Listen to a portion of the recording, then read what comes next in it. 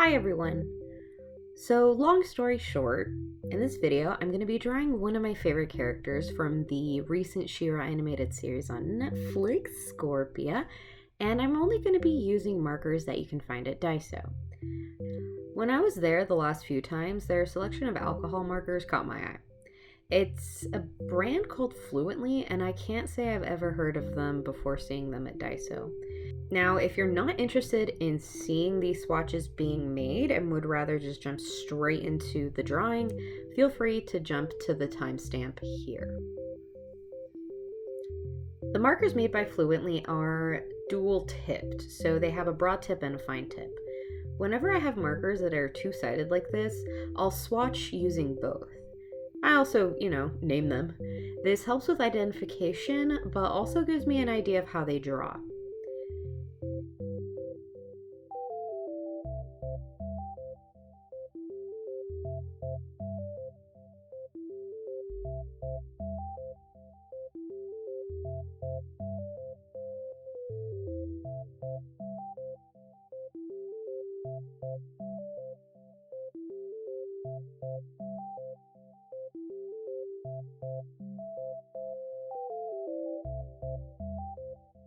Now, it wasn't until I was swatching that I realized a sort of glaring issue.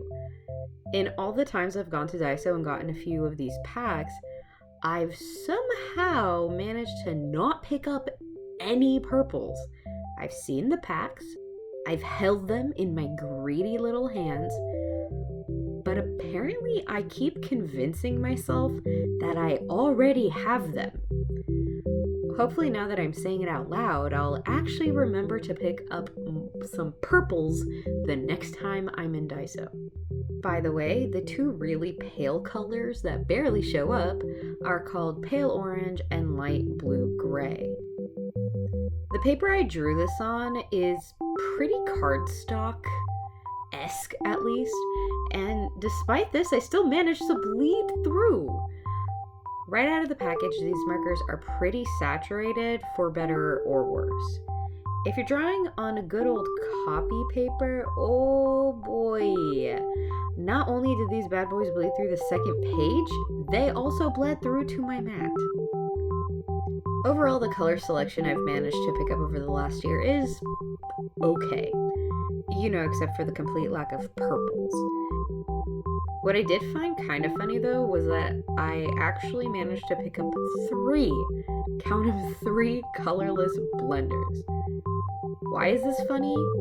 Well, I have no idea how to use colorless blenders. I'm not a professional artist, and up until now, I've been using a technique I've dubbed overlay and pray, wherein I just keep layering on colors one over the other and praying that chemistry will happen and the colors will blend themselves out. But for the sake of using what I spent my hard-earned money on, I figured I'd give these colorless blenders a shot. After all, I have 3 of them. So just to reiterate, I have no idea how to use colorless blenders, so if you're watching me and silently screaming at my baby giraffe stumbling, have mercy. I am but a humble hobbyist. I wish I had a better camera setup because what you see on screen doesn't do these markers justice, and I don't mean that in a good way. This is basically a crime. Are colorless blenders just supposed to be like those stain removing pens you get for your clothes? Because that's pretty much what these are. The worst part is even when things dried out, there was so much patchiness. Now, as much as I didn't like the test for the colorless blender and kind of wrote it off as a bleach pen for markers, the stupid thing actually did come into handy when I was coloring in Scorpia.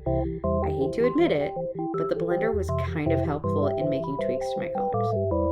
Was it gross? Was it patchy? Yes, but, times of desperation and all that.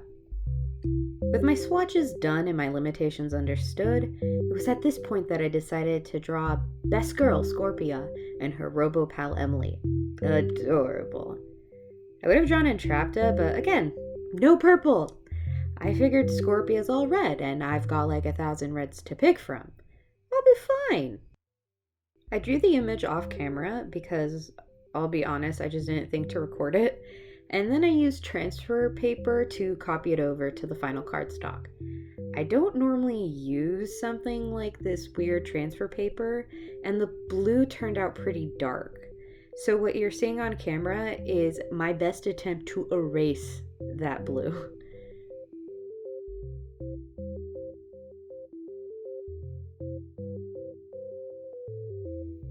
I've actually picked up pens from Daiso before, and I considered using them, but I just couldn't find them in my hoard of art supplies in anything resembling a timely fashion. So at the end, I used my Sakura micron pens instead. Is it cheating? Maybe.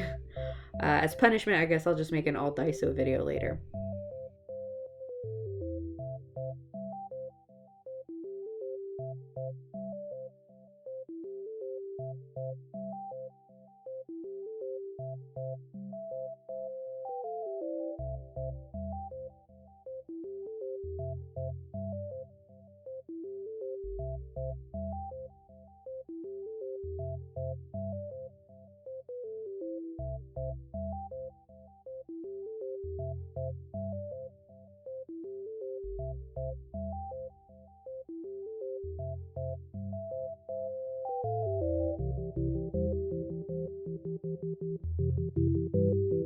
Once the drawing was done, it was time for coloring. And it was right around here that I realized my mistake. Yes, I have quite a few red markers, but Scorpia's design has a much wider variety of red tones. Both on camera and in real life, the reds that I have are pretty one note and actually very, very similar. So I had to get creative with a combination of my regular overlay and pray method and actually using these godforsaken colorless blenders in a Hail Mary maneuver to make some semblance of color adjustments.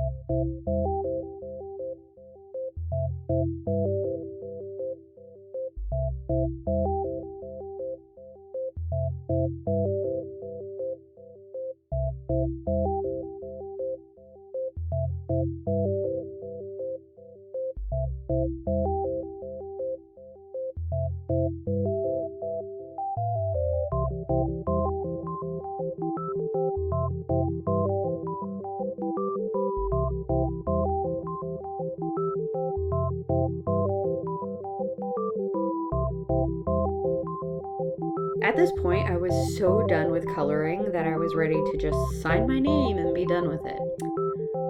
Of course, I then immediately remembered I'd planned on doing outlines, so there I went, outlining. Unfortunately, my current setup sucks, and I have to like awkwardly position myself just to draw certain angles. So my hands are shaky and the lines aren't as crisp as I usually like them. Oh well.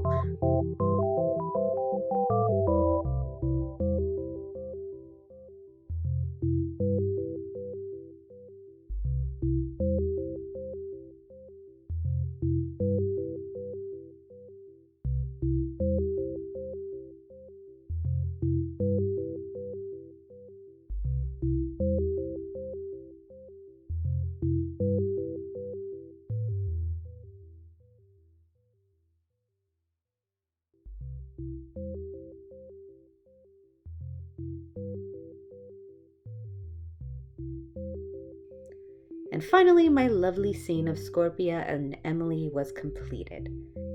While it wasn't everything I'd imagined it'd be, I think it turned out well considering my limitations. So that is pretty much all I have for this video. Overall, I had a pretty good time. I'm definitely enjoying this whole concept of using my stash for once. If you haven't watched She-Ra yet, hint, hint, wink, wink, I definitely suggest it. And other than that, yeah, see you guys in the next video.